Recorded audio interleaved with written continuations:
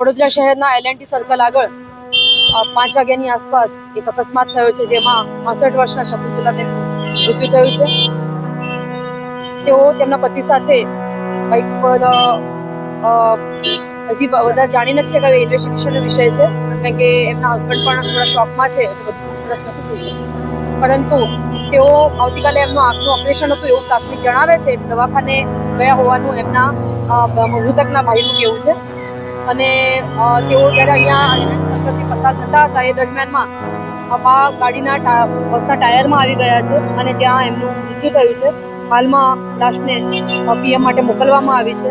આ સાથે સાથે ગુનો દાખલ કરીને આગળની કાર્યવાહી કરવામાં આવી. અત્યારે હાલમાં જે 112 ની સિસ્ટમ જે છે જનરક્ષકની ચાલે છે એ અનુસાર 112 પર ફોન જાય ત્યારબાદ સેન્ટ્રલી એ અલોટ કરવામાં આવે છે અને એના આધારે એટલે કોઈ જ્યુરિસ્ડિક્શનના ઇસ્યુના કારણે એ થયું હોય એવું નથી, પરંતુ લાશ જે છે એ આગળના ટાયરમાં થઈ ગઈ હતી. અલગ અલગ એજન્સીઓ ફાયરને પણ બોલાવવામાં આવ્યા હતા અને લોકોને અહીંયા મદદથી અને પોલીસની ટીમો સાથે અને પોલીસના અધિકારીઓની હાજરીમાં હાલ બોડીને કાઢીને PM માટે લઈ જવામાં આવી છે.